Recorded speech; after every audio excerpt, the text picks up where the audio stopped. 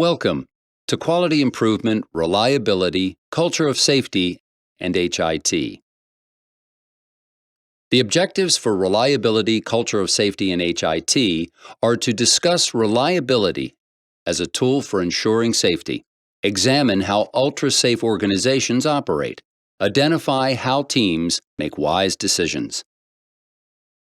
We can learn lessons from the Navy with respect to reliability and culture of safety. Please take a moment to watch the video that is provided by your instructor. The coordination of safety activities in highly complex environments by multi-system teams is a hallmark of high-reliability organizations. The safety of a hospitalized patient is dependent on the effective coordination of all members of the healthcare team. When working on IT projects, this team includes you as the HIT professional. High-reliability organizations are also tightly coupled. That is, team members depend on tasks across the entire team. Roles are very clearly defined and differentiated in high-reliability organizations. Intense coordination is required for the team to work cohesively. There is no I, only we. Complete reliance on the team is the hallmark of high-reliability organizations. Decisions are made by the person with the most direct expertise, not necessarily the team leader. There are multiple decision-makers in high-reliability organizations. Therefore, processes must be in place to allow these decision-makers to communicate with each other. High-reliability organizations have complex communication networks. Because they have a high degree of accountability, when errors occur, there are severe consequences. It's not always easy to differentiate patients who die from error from those whose deaths were inevitable due to the course of their disease. Immediate and frequent feedback to team members is another defining characteristic of a high-reliability organization. Such immediate feedback is critical to detecting and then ameliorating problems before they result in a crisis situation. Finally, high-reliability organizations have compressed time constraints that pose challenges. Reliable teams demonstrate sensitivity to operations, are preoccupied with failure, defer to expertise, are resilient, and are reluctant to simplify issues. These attributes are necessary to achieve safe, consistently high-quality care. While it may not sound like a good thing to be preoccupied with failure, such attentiveness allows teams to pick up on near misses or to identify potentially risky situations.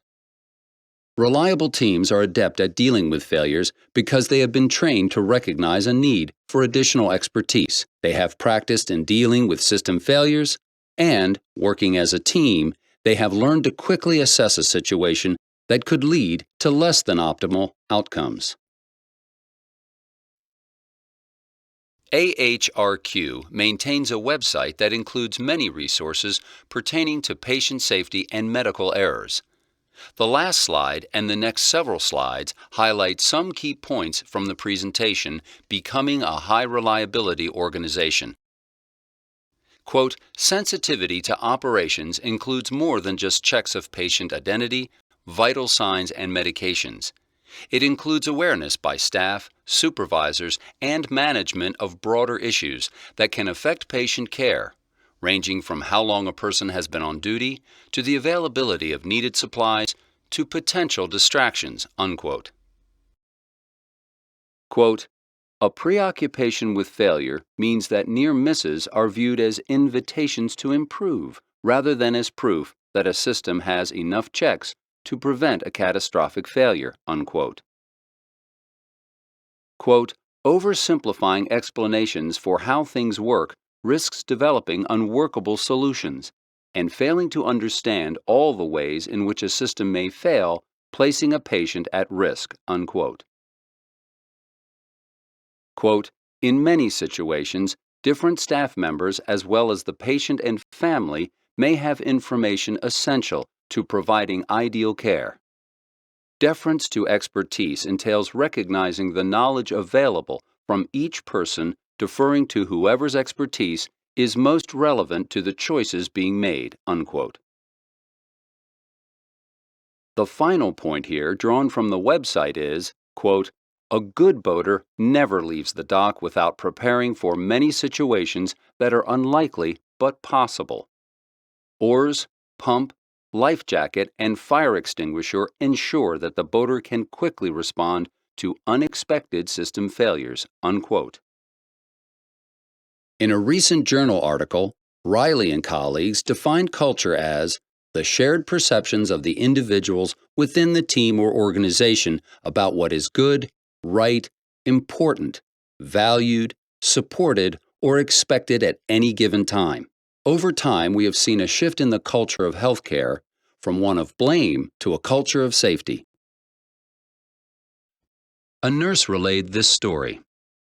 I remember vividly the first time I made a medication error. I don't know how it happened. Maybe I was too much in a hurry. Maybe I was tired. Maybe I got distracted. Whatever. I gave the drug to the wrong patient, something I always swore I would never do. Maybe I shouldn't have become a nurse. I was lucky this time because the patient didn't have a bad reaction to the drug. But what if it happens again? How could I be so careless? Mistakes hurt. Not only the person the mistake is directed to, but also the person who makes the mistake. In times past, the focus was immediately on blame. Who made the mistake? What was wrong with that nurse or that doctor? What was wrong with me? Blame significantly limits our ability and the ability of others to learn from our mistakes. When we are blamed, we stop talking about the mistake. The quieter we become, the less we can learn. The less we learn, the less we have an opportunity to improve conditions that may have contributed to the error. And when we leave conditions as they were, mistakes continue and someone else will be blamed. Fortunately, healthcare is making great strides to shift from a culture of blame to a culture of safety. No one wins the blame game. We don't learn from our mistakes if we play this game. Therefore, we'll continue to make errors. And blaming behaviors completely drives self-reporting of errors underground. One recent resource on the AHRQ website went into some detail about the culture of blame. The culture of individual blame, still dominant and traditional in healthcare, undoubtedly impairs the advancement of a safety culture. One issue is that while no blame is the appropriate stance for many errors, certain errors do seem blameworthy and demand accountability. In an effort to reconcile the twin needs for no blame and appropriate accountability, the concept of just culture is being introduced. A just culture focuses on identifying and addressing systems issues that lead individuals to engage in unsafe behaviors, while maintaining individual accountability by establishing zero tolerance for reckless behavior. It distinguishes between human error, for example slips, at-risk behavior, for example taking shortcuts, and reckless behavior, for example ignoring required safety steps. In contrast to an overarching no-blame approach, still favored by some. In a just culture, the response to an error or near miss is predicated on the type of behavior associated with the error, and not the severity of the event. For example, reckless behavior such as refusing to perform a timeout prior to surgery would merit punitive action, even if patients were not harmed. You can help to promote a culture of safety. First, accept responsibility for ensuring patient safety. Value learning from mistakes. Often, HIT designs need to be reconfigured when the current configuration does not support patient safety. Learn to recognize risky behaviors in others and in yourself.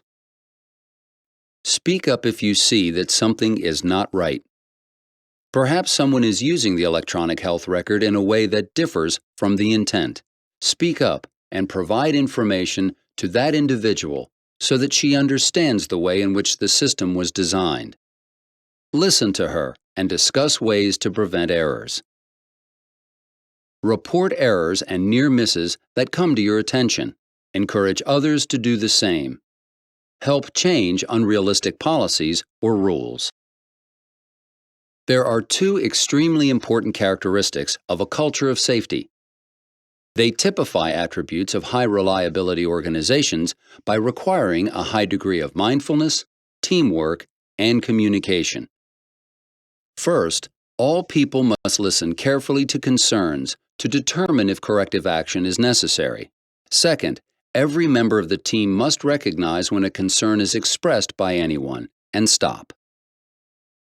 Take a moment to view the video provided by your instructor to learn some final lessons from nature on how to make wise decisions in a culture of safety. This concludes reliability, culture of safety, and HIT. In summary, in this unit, we explored the characteristics of high reliability organizations and learned more about establishing an organizational culture of safety.